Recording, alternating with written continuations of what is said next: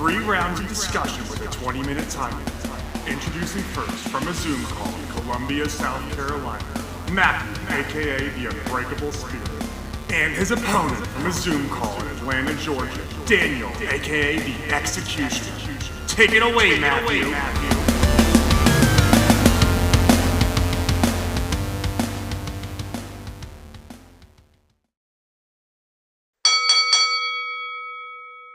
Hello, everyone. Well, I need to thank Jesse for that introduction, but we're just going to keep rolling with this. Hello, everyone. Welcome to episode 39 of At Odds with the Unbreakable Spirit. And the Executioner, Daniel Travis. Oh, great. We got dubstep version of Travis today. I am, of course, the Unbreakable Spirit. He already introduced himself. We're going to run through them. Then we'll hop into topic number one.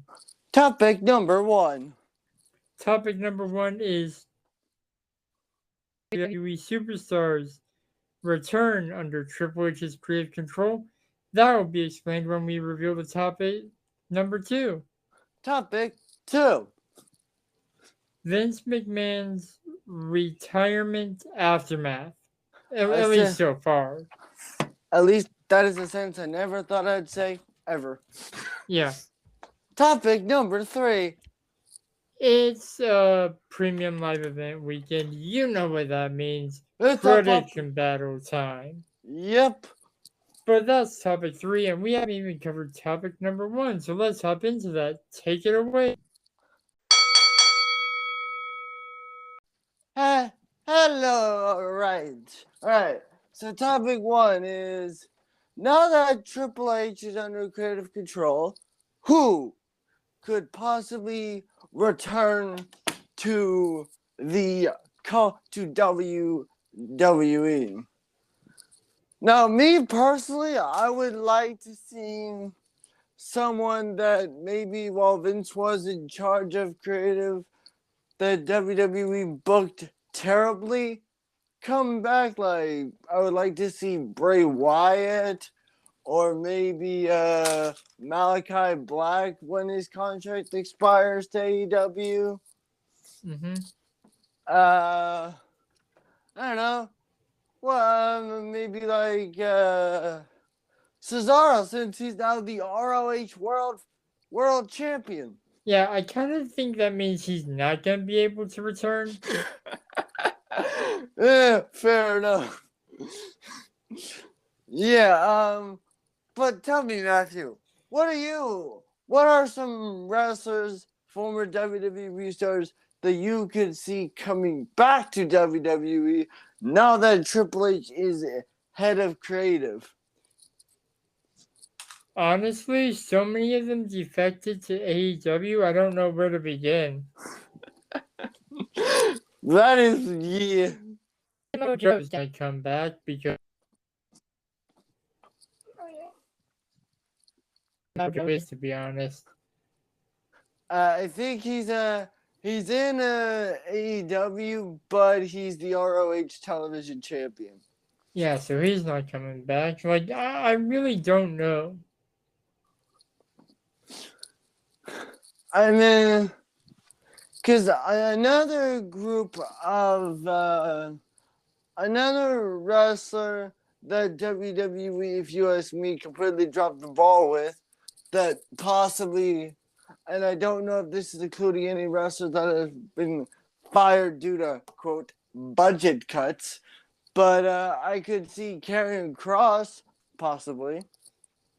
Yeah, maybe him and Scarlett, but I think he's working on the indies again. Maybe WWE will start hiring indie talent again, since they stopped doing that apparently. Yeah. I mean, another group of talent that could maybe with Triple H in charge, maybe some wrestlers that are on the current roster that haven't gotten a push may actually be presented as a threat. Yeah, definitely. Like, For example, I'm just thinking of one off the top of my head. Shayna Baszler, or I don't know, maybe Ciampa,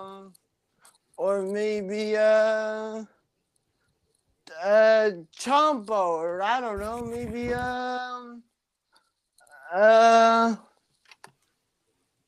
Dolph Ziggler. People that haven't really gotten main event opportunities a whole lot. Yeah, definitely.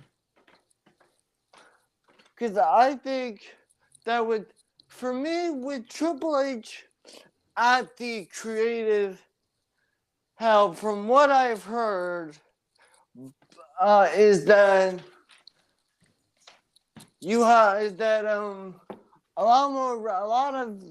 I've heard that some ex-WWE talent have felt more loyalty to Triple H than they have with the former creative regime, because they're with the Vince McMahon regime, basically. Yeah, because I've heard them say that, hey, if Triple H I heard someone say this, I don't know who said this, but they said, hey, if Triple H was in charge of creative, I would have stayed. Yeah.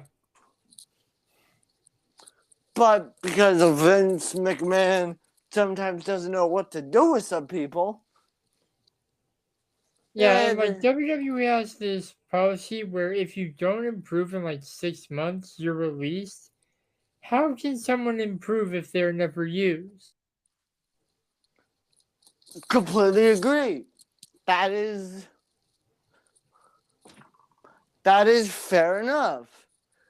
It's like saying because it's like also say, hey, maybe some like Santino Marella's daughter could have.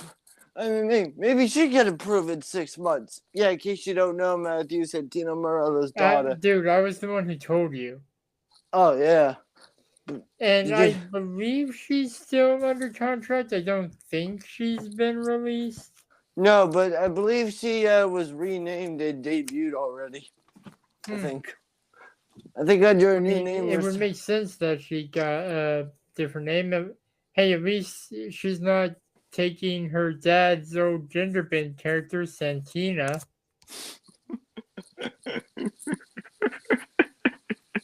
Oh my god.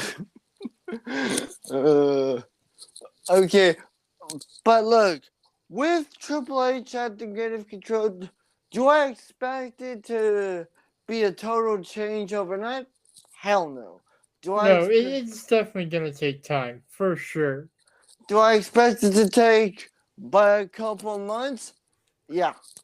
It's gonna. I wouldn't be surprised if it took like half a year, because they're gonna have to restructure and like everything. I mean, now it makes me wonder that will the people that are on top even stay on top? That's a good question, and I know you hate. Time will tell. Yeah. All right. Well, the timer went off, so it's time to move on to topic number 2 after this quick break.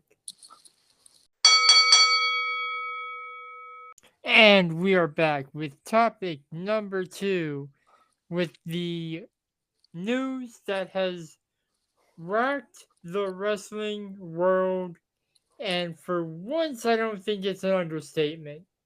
Vince Kennedy McMahon has retired, and you know it's probably has something to do with those allegations, because Vince McMahon wouldn't just retire for no reason.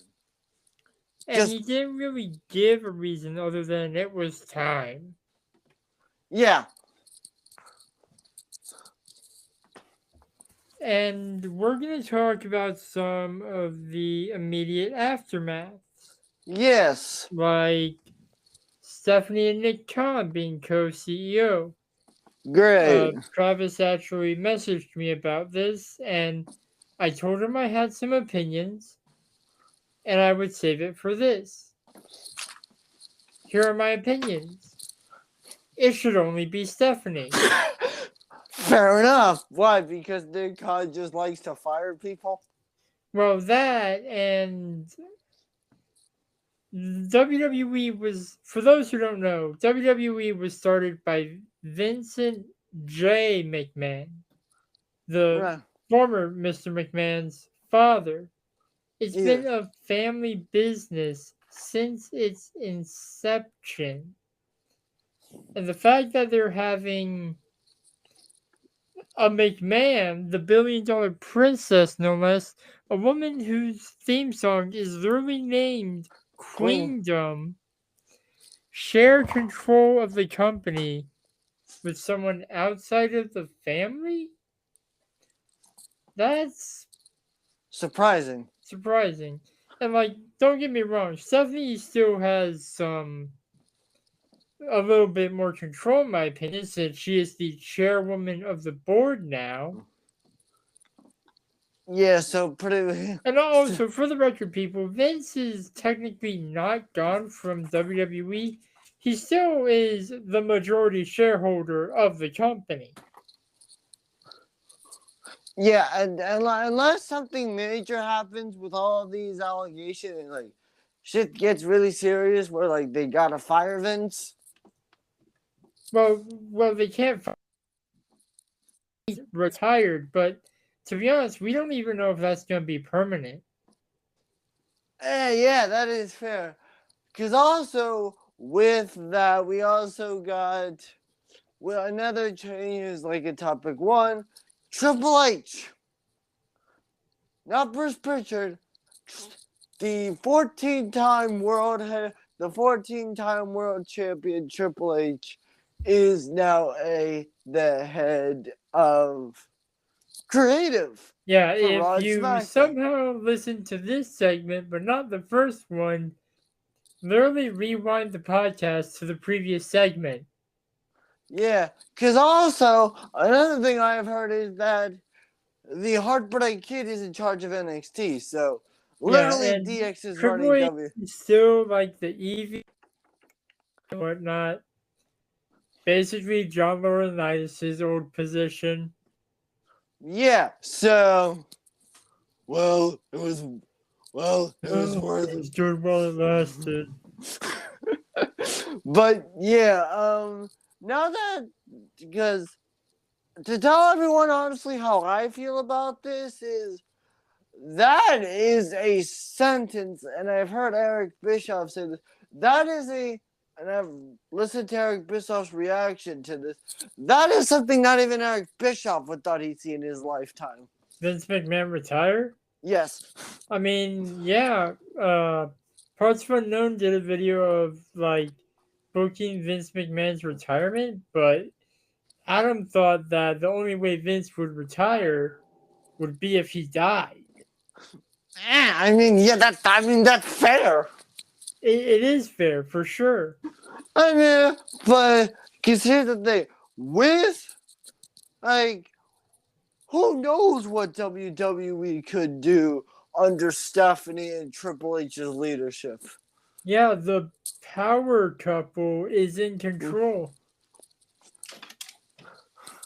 Yeah, because And someone who actually has a mind for the business. Remember, Triple H was called the cerebral assassin. He's in creative, so the storylines could be very good. Yeah, and it would actually might want to make you actually pay the freaking attention to what the fuck is going on. I'm mostly eating food, dude. Oh yeah, that's true. Yeah, it happens at 8 o'clock at night, and I most nights have dinner around 8 o'clock. Because honestly, I will say is that, because another thing that I will personally say that I don't think people need to know that, but Triple A, with Stephanie and Hunter being in creative control, is, they're going to be very busy, but hell, think about this. one of Triple H's oldest daughter, is getting into the business, and Yeah, but she didn't say she wanted to do what her parents did. She wanted to do what her granddad, Vince, did. run a company. I would assume so. I mean, because if I remember correctly, we did cover this, that she was training to be a pro wrestler. Yeah. I mean, like, Or, sorry, sports entertainer, as WWE likes to call them. but Because apparently pro wrestler is a banned word in WWE. But also, I find that interesting is that if she does become a sports entertainer, is that she, like, WWE is going to, when she's old enough, is going to strap a goddamn rocket. Yeah, guess what I forgot to do? Timer! Yeah. Oops. What is new? Yeah, it's 39 been going on for 39 weeks. It's probably gonna last as a staple of this show. Ladies and gentlemen, we should probably just make this a thing, but did Matthew turn on the timer? But it's running now, and I did not forget in topic. But I feel like this topic, with all the aftermath that has happened, needs to be a little bit longer. What do you mean? Like, with all the immediate aftermath of Vince's retirement, we would have a lot to cover, so maybe it's a good thing I didn't start the timer on accident.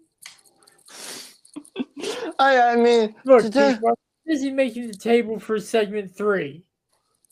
Because the thing is that I will say is that while WWE is under new authority, which is kind of ironic,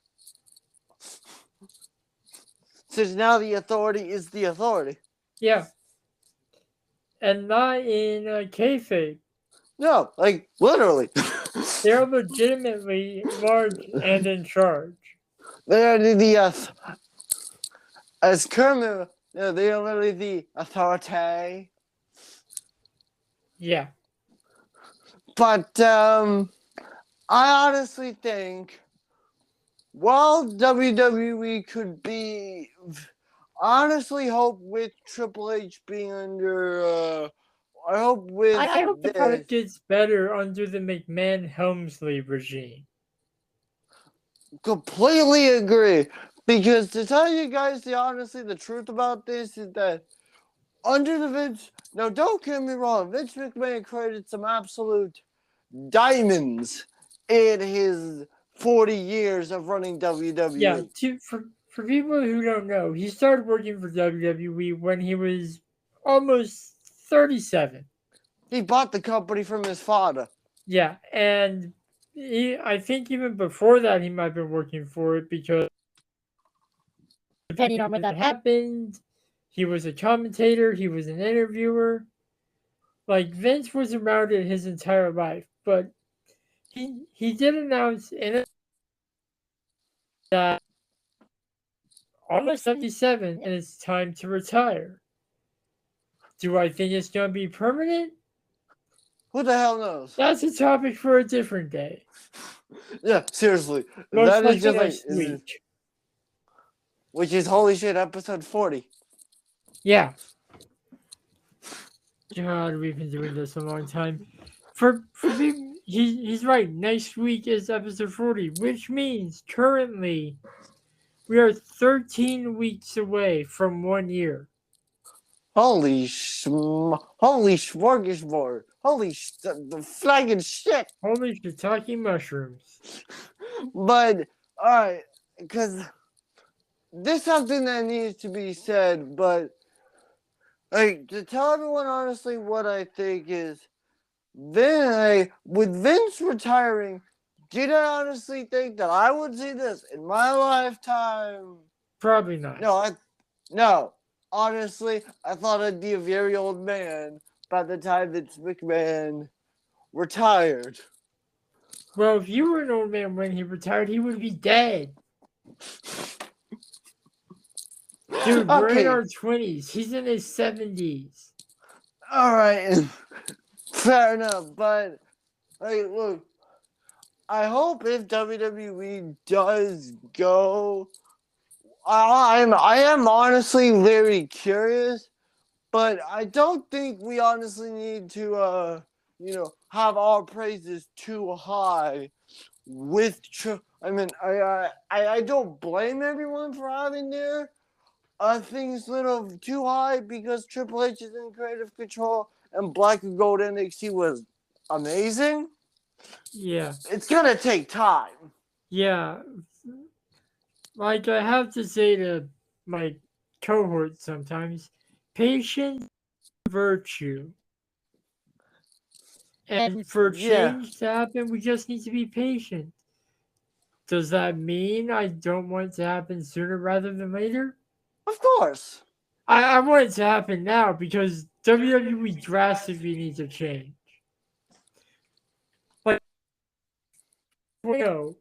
is getting better views than Raw and SmackDown. What the hell? I saw in recent news that they had their ratings.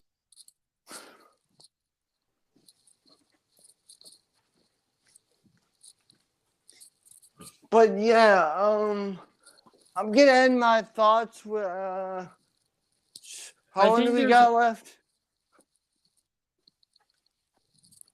All right, my final thoughts are I can't personally I am 100% shocked. It is still something that is just surprising with Vince retiring, and Vince needs to enjoy however many years he's got left. Honestly. Yeah, and one aftermath I forgot to mention: WWE had to strike a new deal because learning his retirement. Yeah, so like he's like, what, like I don't like. I'm out. I mean, Nope. like, hey, this is something that I'm gonna end this thoughts on. I honestly am curious on what WWE would have done if they, with all this build up to this last man standing there.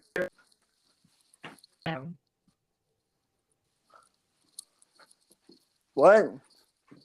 Asking about right? Yeah, what the hell would have happened if Brock? Goldberg would have replaced. But anyways, So, the timer went off. My final thoughts are: if it wasn't for, I said this on our account. Follow us at _odds_pod. There would be no At Odds podcast. I mean, We're doing this, speaking our opinions right now. Thank you, Vince. Yes, thank you. I still don't think that you're gonna stay retired because after the investigation, just we're gonna well for SummerSlam, and then we're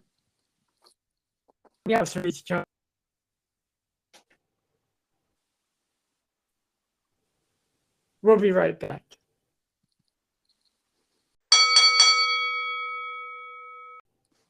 Hello, and we are back with a topic number 3. We got SummerSlam prediction. Yes. The first How many matches are on the card? 8.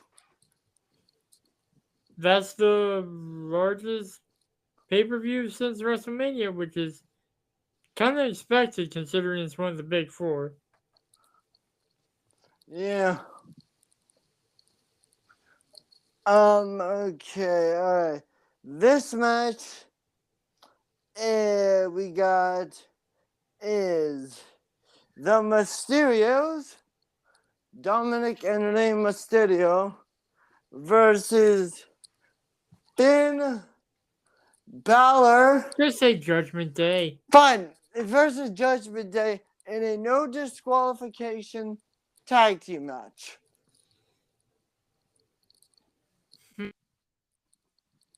I feel like I should go with Los Mysterios, but also Judgment Day has been just beating the crap out of them. Yeah. And I'm wondering if the Judgment Day is gonna lead to Dominic turning on his father. I legitimately have no idea.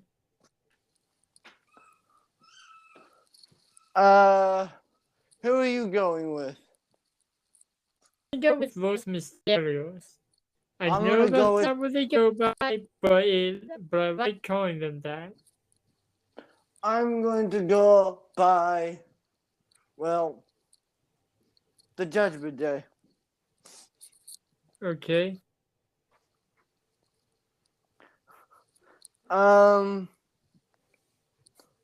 And the next match on this card, this is a hell of a year for this man, but we got Happy Corbin. This is a hell of a year for this man versus Pat McAfee. Yeah, Pat has actually been very impressive in the he's had in WWE. Yeah. And I also want to say is that, because not only did Pat McAfee wrestle WrestleMania, but he also signed an extension of his contract. Yeah, which means he's taking him out on commentary, which is awesome because this is my opinion. He is the best commentator in WWE currently. I would say if I were to just have a commentary team, Michael Cole, Pat McAfee, and Corey. I would love to have like Pat McAfee and like a commentator on a 2K game and just see him standing up while calling the action. Because that's how he does his commentary. He doesn't sit, he stands up. You know, something Hell, that maybe there could be a feature in 2K23 Nakamura's entrance where Pat gets up on the comment air guitaring. And then, heck, I've also heard that for this is something I've legit heard for Pat McAfee is that for most of the stuff, they don't tell Pat most of the stuff that goes down on SmackDown. Yeah, and you can tell by his reactions. But anyway, Yeah, anyway. Alright, I'm going with Happy Corbin. Alright. The next match of the show is the almighty United States champion Bobby Lashley versus Theory, who possibly could have a hell of a night. yes, for those who don't know, which would be surprising, Theory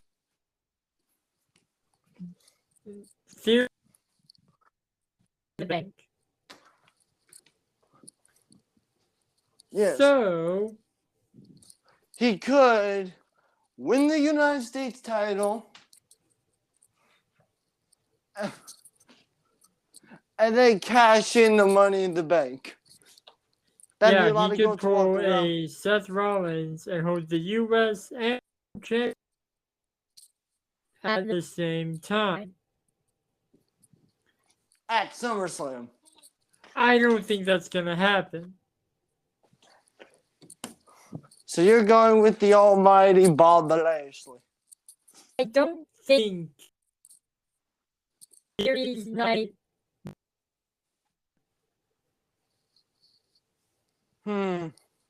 Okay. The I next. think he's gonna walk out of SummerSlam empty-handed. Interesting. The next match I'm doing is for the undisputed WWE Tag Team Championship. You got the this is the Unified Tag Team Championship. But we got the Usos versus the Street Profits with Jeff Jarrett as the special guest referee. Man, WWE brings back special guest referee in real life before they do it in video games. Yeah. Plus, which is kind of interesting, what's kind of interesting for Jeff Jarrett is that not only is he special guest refereeing, but he's also going to be competing in a tag team match against Ric Flair for Ric Flair's final match. Into that match.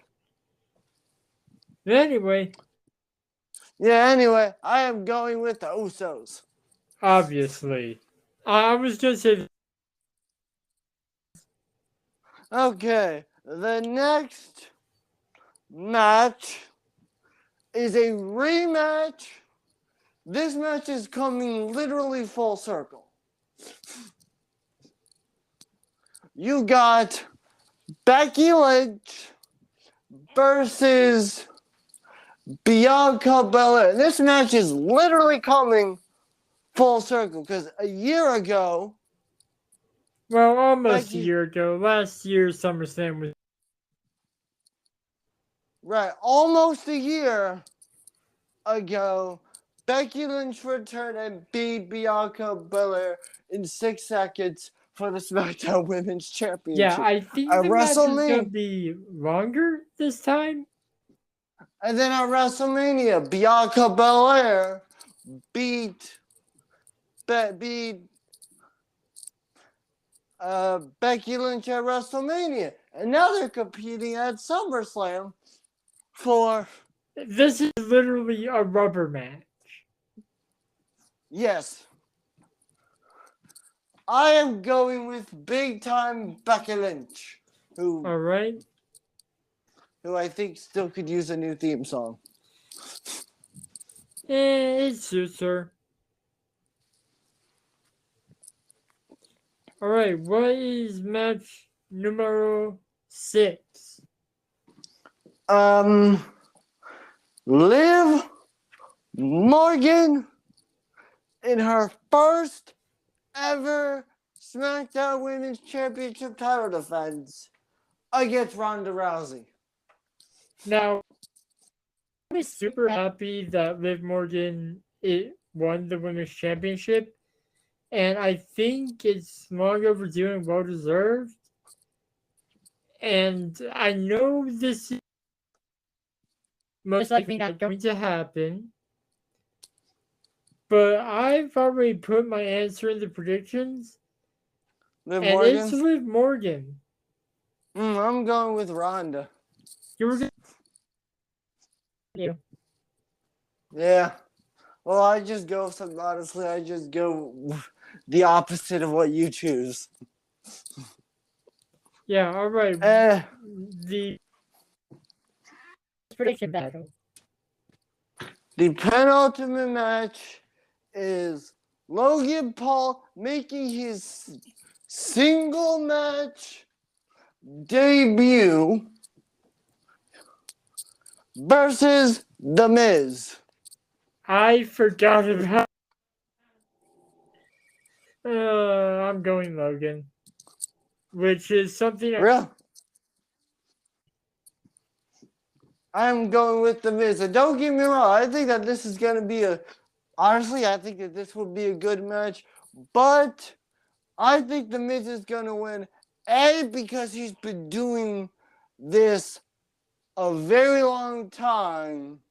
And Miz knows how to...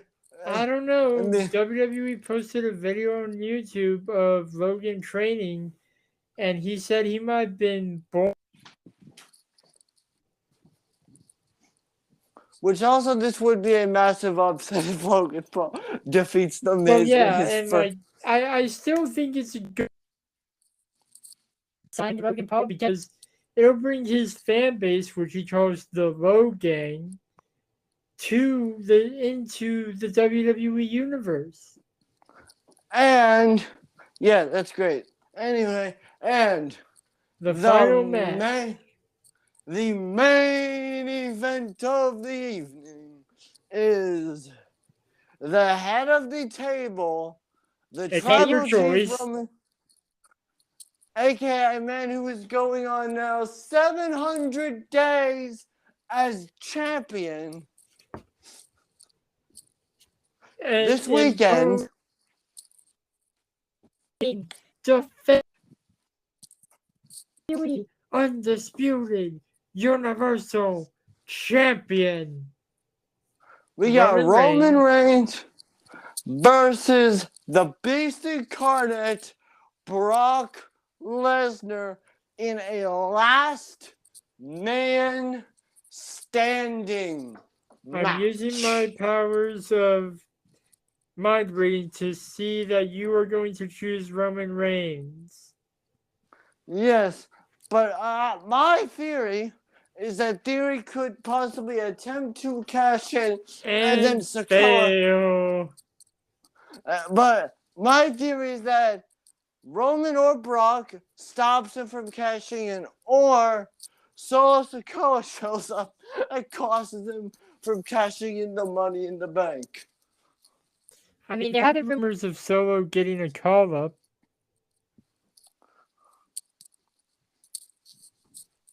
Yeah. Well, now I know You what got- people are thinking. Aren't you forgetting a match? Well, so Seth About and that. Riddle. Yeah, because he hit him with the curve stop while his head was on some stairs. Or, from what I've heard, that The is... match has been postponed. But from what So I there have were some- heard... Matches, but it's This one... But from what I've heard, it's possible that this is all part of...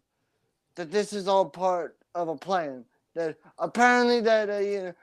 Like, this could be legit, or I've heard that this is also... a storyline for Triple H. That, you know, that this could be all kayfabe. yeah. But anyways, we forgot to say what the punishment was before we start predicting. Yeah, the punishment is the loser. And now, Matthew still has that Money in the Bank reverse Uno. Skip. Reverse Uno skip. It's the same fucking thing card. The same thing card that he could use. But he can only use it once, so he needs to be Yeah. careful.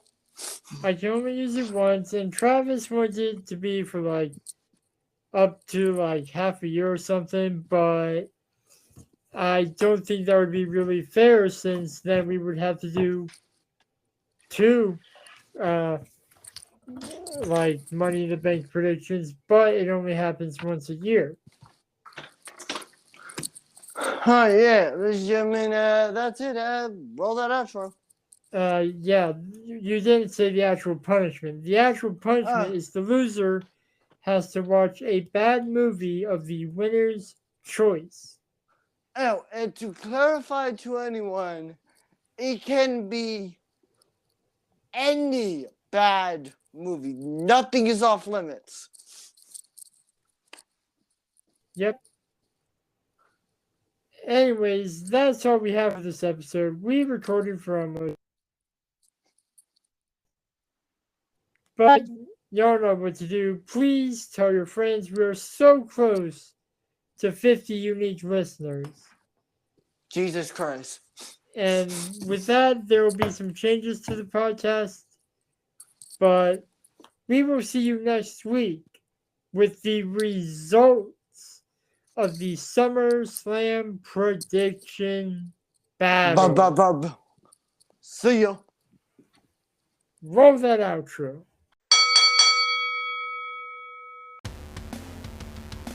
Thank you for listening to At Odds, hosted by the Unbreakable Spirit And the Executioner. edited by the Unbreakable Spirit. You can follow me on Twitter and Instagram at MTS_life_0126. You can follow me on Instagram at DanTravis121, and you can also follow me on the Twitter at DanTheExecutioner21. And you can follow the podcast at Odds Podcast. We'll be back next week with more debates and discussions. But until then, the Executioner and the Unbreakable Spirit will still be at odds. Thank you, losers.